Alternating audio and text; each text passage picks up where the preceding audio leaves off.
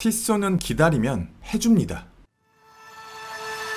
딜런입니다. 이번에 리뷰할 브랜드는 티쏘 모델은 PRX 파워매틱 80 아이스블루와 쿼츠 라이트 그린입니다. 얼마 전에 어떤 브랜드인지 정확하게 기억나진 않지만 시계 브랜드의 CEO가 이런 말을 했습니다. 앞으로 수십 년 안에 많은 시계 브랜드가 사라지고 10개 이내의 브랜드만 살아남을 것이다. 이 말을 들으시면 구독자분들은 어떤 생각이 드시나요? 처음에는 말도 안 되는 소리로 치부했었는데 최근 들어서는 한 번쯤 미래를 생각해보게 됩니다. 대부분의 브랜드가 티쏘의 소나기로부터 도망치듯이 떠나가고 있습니다. 인플레이션 때문에 부품들의 가격과 인건비가 올라가서 마진이 크게 남지 않아서 애플워치의 등장 때문에 이런 원인들은 조금 지엽적인 이유라고 생각하고요. 제가 생각하는 근원적인 이유는 패러다임의 변화라고 생각합니다. 시계 자체를 바라보는 인간 관념의 변화, 조금 더 돌려서 말씀드리면 시계는 시간을 보는 도구에서 누군가에게 보여지기 위한 사치품으로 변화하고 있는 것 같습니다. 이 패러다임의 변화와 더불어 티쏘라는 브랜드의 존재, 그리고 이 브랜드의 방향성의 변화 덕분에 대부분의 시계 브랜드는 티쏘의 바운더리 안에서 숨을 쉴 수 없게 되어버렸습니다. 티쏘는 변화하고 있습니다. 과거의 제 인식 속의 티쏘와는 다르게 지금의 티쏘는 타 브랜드를 위한 디딤돌이 아니라 하나의 독립적인 브랜드로 성장하기로 마음을 바꾼 것 같아요. 스와치 그룹의 뼈대를 구성할 만큼 긴 역사와 헤리티지, 다양한 아카이브를 바탕으로 최근의 티쏘의 행보는 압도적인 경쟁력을 보여주고 있습니다. 니네들을 이제 믿지 못하겠어. 내가 나설게 라고 말하는 것 같아요. 그리고 그것을 보여주는 가장 대표적인 모델이 이 PRX라고 생각하는데요. 이 디자인은 젠타의 유산입니다. 시계 애호가분이라면 젠타라는 이름을 귀에 못이 박힐 정도로 많이 들어보셨을 텐데 이 디자이너가 없었다면 지금 여러분들이 알고 계시는 하이엔드 브랜드 중에서 몇 개는 사라졌을 겁니다. 젠타의 피를 가장 진하게 이어받은 첫째 로얄오크, 둘째 노틸러스, 셋째 인제니어, 넷째 옥토.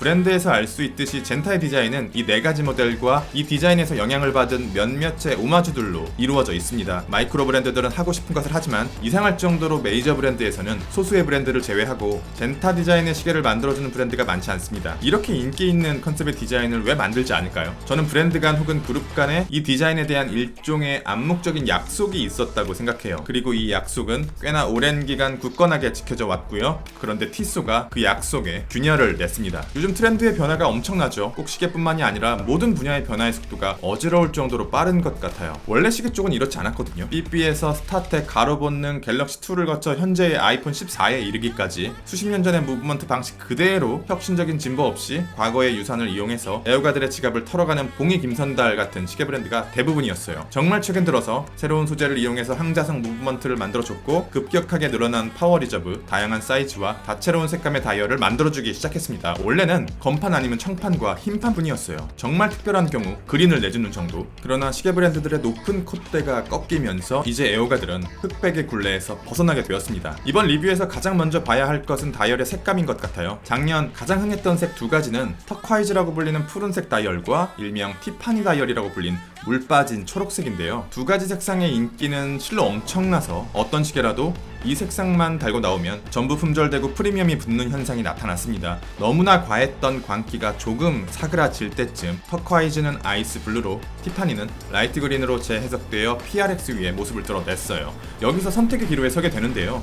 아이스 블루냐, 라이트 그린이냐, 오토매틱이냐, 쿼츠냐, 와플 다이얼이냐, 브러싱 다이얼이냐, 96만원이냐, 52만원이냐, 이런 고민들을 하기 이전에 가장 먼저 정해야 하는 것은 사이즈라고 생각해요. 내 손목에 잘 맞지 않으면 아무리 예뻐도 안 차게 되더라고요. 반대로 내 손목에 찰떡같이 잘 맞으면 찬 듯 안 찬 듯 편하면 오래 함께 가요. 두 모델 모두 40mm지만 PRX는 35mm도 있습니다. 어떤 것이 내 손목에 더 잘 맞는 것인지는 제가 아무리 설명드려도 소용없습니다. 매장에 가셔서 보시고 그 다음 다이얼과 무브먼트를 선택하세요. 저는 17cm의 손목 둘레를 갖고 있고 최대한 다양한 시각에서 핏감을 보여드릴게요. 우선 아이스 블루, 저의 시선에서 바라봤을 때,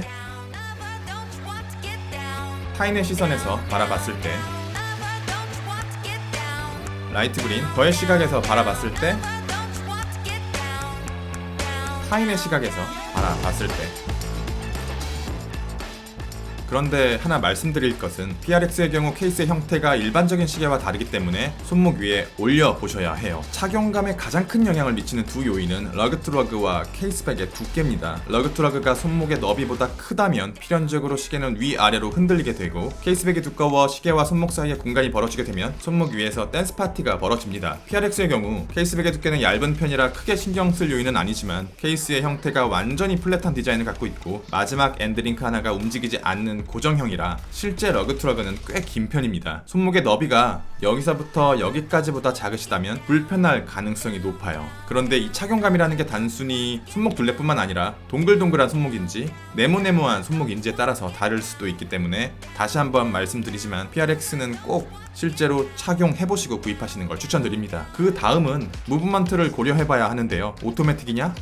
쿼츠냐? 저는 쿼츠를 더 선호해요. 가격도 저렴하고 와인딩도 필요 없고 유지 비용도 적게 들고요. 그 다음 고려할 요소는 다이얼입니다. 와플 다이얼과 브러싱 다이얼, 아이스블루와 라이트 그린, 밝은 색감을 지닌 두 다이얼과 입체적으로 빛을 튕겨내는 와플 다이얼과 굉장히 잘 맞습니다. 툭 튀어나온 와플 다이얼 위에 원형의 브러싱이 들어가 있는데요. 이 브러싱의 방향성이 없어서 광량이나 각도에 따라 다이얼 색감의 차이가 크게 나지 않습니다. 비교적 일정하게 아이스블루의 색감을 볼 수 있어요. 반면에 쿼츠는 세로로 브러싱이 되어 있어서 빛의 양과 각도에 따라서 주변 환경에 따라서 다이얼의 채도가 끊임없이 다르게 보입니다. 어떻게 보면 어두운 초록으로, 어떻게 보면 밝은 연두로 보이기도 해요. PRX는 여러가지 색상이 있잖아요. 검판, 청판, 실버. 저는 이미 이 색상들을 모두 손에 올려봤거든요. 아이스블루는 단연코 눈에 띕니다. 다른 색상과의 비교는 미안해질 정도로 화려하고 아름다운 색감을 갖고 있어요. 시계 되게 예뻐요. 다이얼이 마음에 들어요. 제 취향에 딱이에요. 아름답다, 예쁘다라는 게 100% 주관의 영역이잖아요. 리뷰의 내용에 이렇게 사람의 취향에 따라 달라질 수 있는 것들은 지양하려고 노력해요. 어떤 시계를 리뷰하면서 제 주관을 강하게 드러내버리면 리뷰의 방향성이 닫혀버리는 느낌을 받거든요. 이 말씀을 드리는 게 엄청 부담스럽지만 아이스블루는 정말 예뻐요. 아이스블루 다이얼을 특별 대우하기로 결정한 이유가 실물을 보시면 수긍되실 겁니다. 오토매틱과 쿼츠 사이의 외적인 마감 차이는 보이지 않습니다. 퀄리티에 대한 자세한 리뷰는 우측 상단에 보이는 예전 저의 PRX 리뷰를 보시면 좋을 것 같아요. 퀄리티적인 측면에서는 보여줄 수 있는 최대한을 보여줬다고 생각해요. 아주 기본적인 브러싱과 면면을 구분짓는 모서리에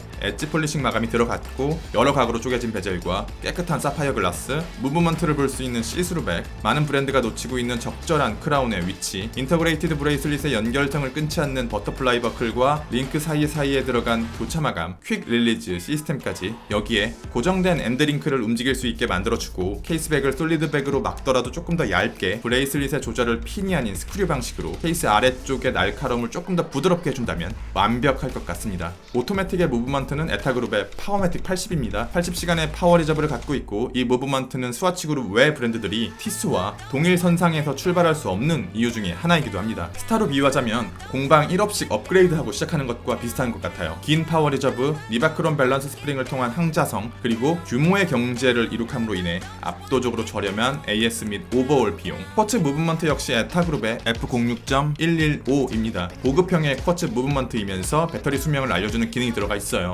배터리는 4-5년마다 한 번씩 교체해주면 됩니다. 만약에, 정말 만약에 티소가 와플 다이얼에 아이스블루 색감을 달고 35mm로 만들어준다면. 리뷰는 여기까지. 빌런이었습니다. 감사합니다.